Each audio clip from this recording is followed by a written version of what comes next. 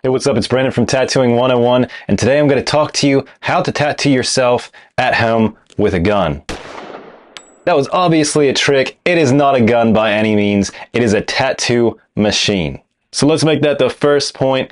Anytime you're talking about any of your equipment, your tattoo machines, things like that, make sure you are calling them a machine. I hear it all the time, people calling them guns, and that's the one thing that you want to stop as soon as physically possible. It doesn't really affect me too much. I don't really care what anyone really calls their equipment that they're using, but a lot of tattoo artists out there, if you're trying to get into a job or something like that, or get into a studio, if you call it a gun, they're going to show you the door really quickly because it's just frowned upon in this industry. If you're new to this channel, make sure you like and subscribe down below so you can keep up to date on all the tattoo knowledge we come out with each week. And let's get into how to tattoo yourself. So I've touched base on this when I tattooed myself in a video prior to this, but I wanted to break down in detail all of the steps that you want to take to build up to tattooing yourself, and finally, when you do tattoo yourself, what to do and what not to do. Because it's going to be your first tattoo that you're doing on yourself, hopefully. That's kind of the appropriate way to go about things. You practice on fake skins, jump onto yourself, and then you can start tattooing clients if it worked out good for you. And if it didn't, obviously you know you're not ready, and then just go back to the fake skins to learn some more. So the first thing you want to think about, that's the most important thing before you start tattooing on any real people's skin at all, including yourself, would be, do you have the equipment able to do it effectively and clean? If you haven't taken a bloodborne pathogens test, I highly recommend doing that before touching a tattoo machine at all. And there's plenty of places online that you could look that up and take that class. It'll teach you a ton of things like how to keep everything sterile, how to appropriately go about sterilizing equipment, all sorts of knowledge that you need to know before starting to tattoo. And I know I am making a video on cleanliness and sterilization completely in this video, but you will still need to take a bloodborne pathogens test, especially if you get into tattoo studio. They will need that proof that you took that class, so you might as well take it now and show the initiative. So let's get into it. What's the steps needed in order to tattoo yourself? Obviously, you're going to have to pick a design, placement on the body, and how to go about tattooing yourself. The first time could be very stressful.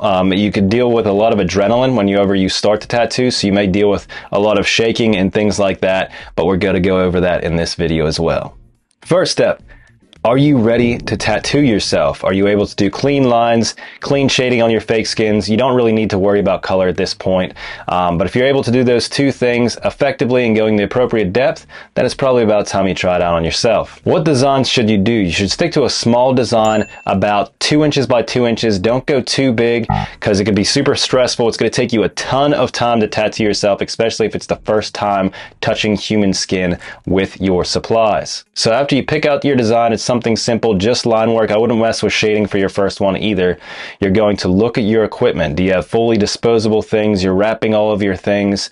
You got to think like you're tattooing an actual client and do everything the correct way. The way you set up, the things you're using to sterilize everything.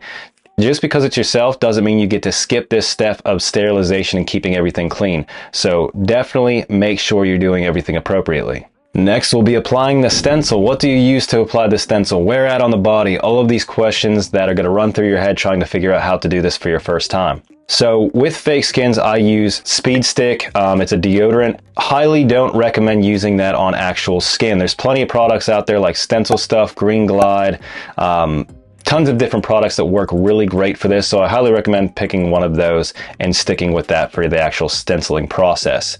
For the stencil paper, I like to use Spirit stencil paper. It works the best. It holds up really well, which is something you're going to need in order to do your first tattoo, because you don't want it smearing, leading to it completely wiping off the skin completely, because you want to have all those lines very crisp and clean so you know exactly what to follow, because it is your first tattoo. Second one would be, when you do put on the stencil, make sure you are looking at all of the lines. If there's one blurry line at all, just redo the stencil. It's not worth trying to start and ending up halfway through a tattoo and realizing that you messed up.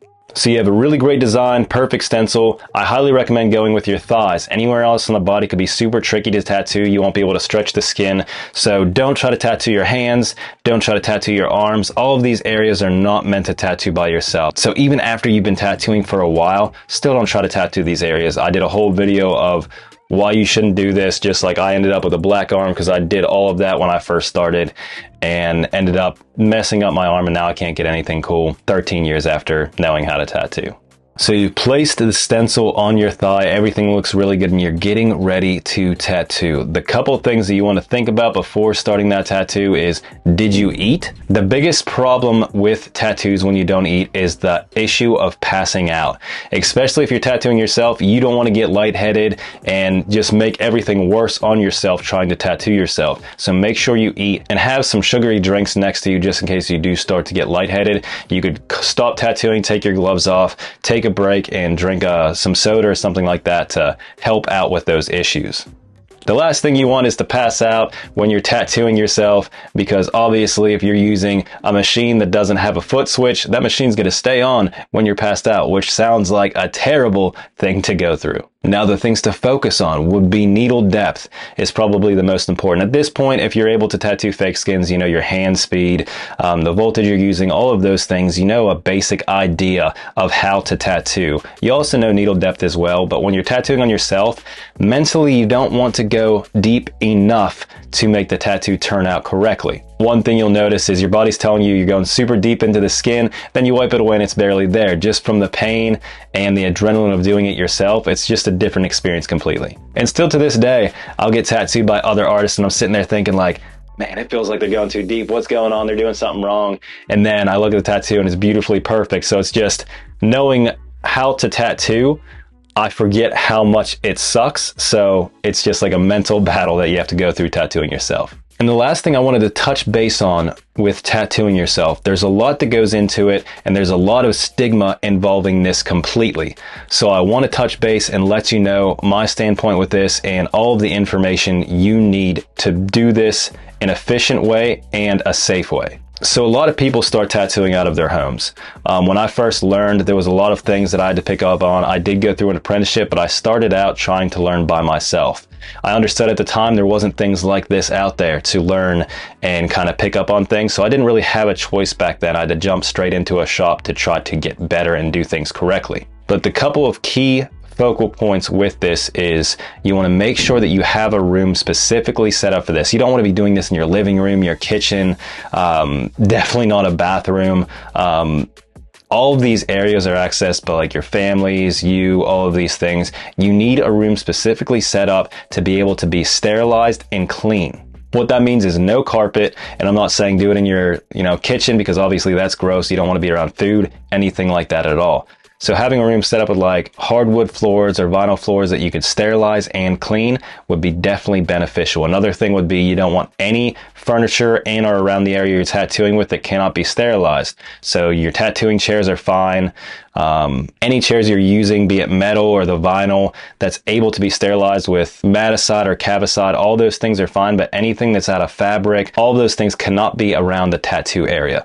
Obviously also wood would not be able to be sterilized. So you want to make sure you have everything set up like you would be tattooing on other clients, even to tattoo yourself. And obviously having the sterilization equipment. So you would need maticide, cavicide, and autoclave if you're using metal grips. All of these things are super important to deal with bloodborne pathogens and things like that. Because even though it's only on yourself, you still have the risk of problems and complications with all of these things. So these are the most important things that you should follow if you are tattooing yourself right now, or if you're wanting to get into that. And I know I'm going to get a lot of stigma by, I'm sure, plenty of people out there saying, don't tell people to tattoo out of their houses, things like that. But in some states, it's absolutely legal, as long as you have a business license and everything set up correctly, that the health department could come in and see your tattooing station and it's not a part of your house, and that's perfectly fine. So as long as you're doing everything correctly in the right way and following the appropriate steps, I don't see an issue with it. And that's why I made this video, to be able to help you guys out. As always, thanks for watching, and I hope you have a wonderful day.